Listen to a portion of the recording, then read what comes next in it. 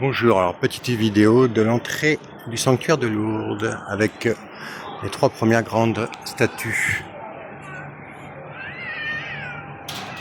On y voit Saint-Michel, l'archange, très jolie statue, magnifique avec une couronne, ce qui serait à méditer. Ensuite, Saint Raphaël, archange.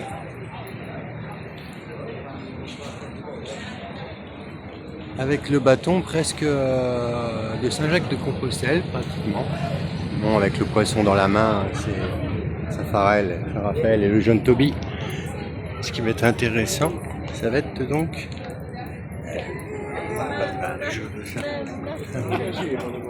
C'est Saint Gabriel, avec le doigt qui se lève, ce qui veut dire la lumière, l'évangile et la Bible, le livre de Dieu. Dans Saint Raphaël, il y a aussi une coquille de Saint Jacques. Alors très intéressant. Là, je voulais filmer ça. Ça, c'est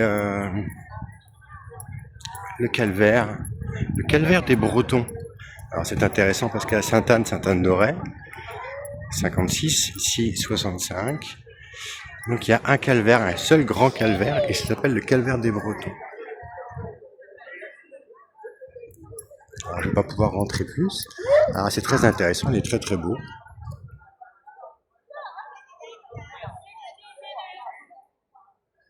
Alors on y voit la Sainte Vierge Marie, Saint Jean.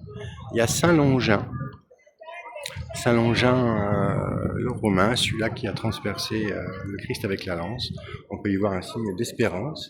Et derrière Saint Jean, si je ne m'abuse, c'est Marie-Madeleine. C'est un signe très très intéressant, très très beau calvaire, magnifique calvaire, Sainte-Anne d'Auray, Lourdes. Un tout petit musée de Sainte-Bernadette qui est magnifique, qui ne dure pas très longtemps, qui peut durer peut-être 2 minutes, si je peux, qui est libre, gratuit, avec des petites figurines. S'il n'y a pas de trop monde, je vais pouvoir en fait présenter. Pardon monsieur, bonjour. Voilà.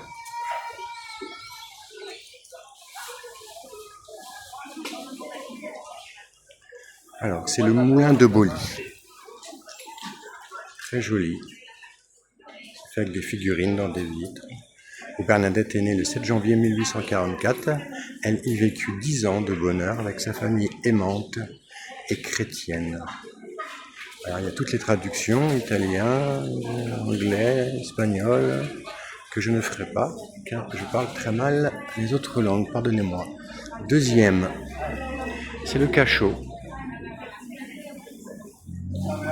Le cachot, bouge infâme, où les soubiraux, ruinés au bout de 3 ans de misère, durent se réfugier en 1857, qui était une ancienne prison.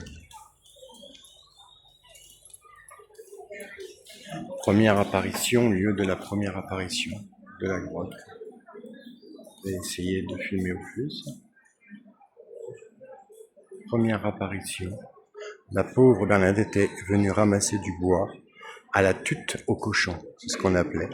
On appelait ça une tute au cochon, qui veut dire, à l'époque, qui était la grotte. Ensuite, le commissaire de police, avec des arrêtés préfectoraux, arrêtés municipaux à Lourdes, convoque et menace Bernadette, car la nouvelle des apparitions fait courir le monde. 9e apparition. On voit qu'il y a des gens, c'est de plus en plus nombreux. Bernadette surprend et choque la foule. Elle marche à genoux, mange de l'herbe, se barbouille le visage et boit l'eau sale de la source pour les pêcheurs, dit-elle. Alors, très joli.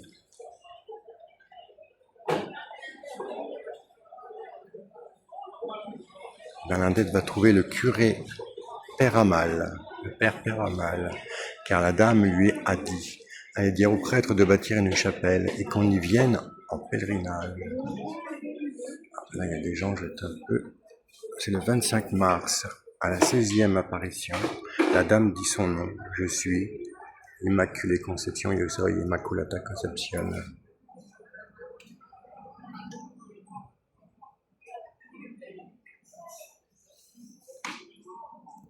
Je ne vais pas pouvoir faire plus. Dernière apparition, le 16 juillet, la grotte est interdite et barricadée. De l'autre côté du Gave, Bernadette voit Marie plus belle que jamais.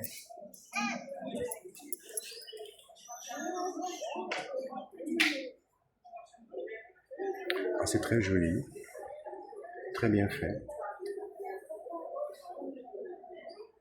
Et là, c'est la dernière. C'est interrogatoire de Bernadette. Pendant plus de 3 ans, médecins et théologiens vont étudier les faits et les guérisons. Le 18 janvier 1862, Monseigneur Laurence proclame la Vierge est réellement apparue à Bernadette Soubirous.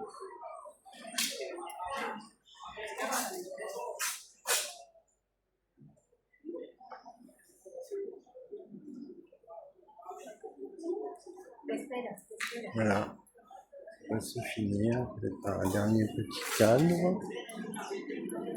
Et puis de voir tous ces gens, et bien remercions la très sainte Vierge Marie. J'ai vu une foule immense que nul ne pouvait dénombrer, une foule de toutes nations, races, peuples et langues. Apocalypse 7,9, 7 et 9. Et dans toutes les autres langues, voilà, de tout pays du monde, du nord au sud, à l'est et à l'ouest, nous voici, Notre-Dame. Eh bien nous on va partir à Avignon, la cité des papes, pour aller en Italie après, enfin à Apt après, passer quelques jours où il y a les reliques de Sainte-Anne. On remercie Dieu, on part mardi ou mercredi. On remercie Dieu pour toutes ces grâces, on remercie Dieu pour toutes ces rencontres, de tous ces jeunes qui sont au service des plus âgés, des gens qui sont en difficulté. C'est une grande grâce, on a vu des choses extraordinaires, beaucoup de jeunes de tout pays, effectivement de toute nation, des très très jeunes qui se sont occupés des plus vieux, vraiment par centaines, par milliers, des diocèses venus de toute la France et de tout pays, enfin en tout cas de l'Europe. Et vraiment très très très très surpris.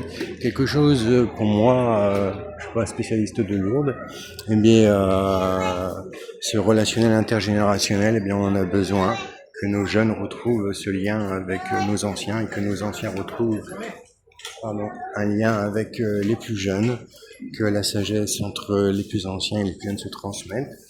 La connaissance, l'éducation, en tout cas la bonne, la sagesse, la bonne, l'amour de Dieu.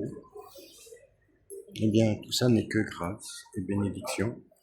Eh bien, beaucoup de bonnes choses. Donc, je m'arrête là pour aujourd'hui et je vous dis merci.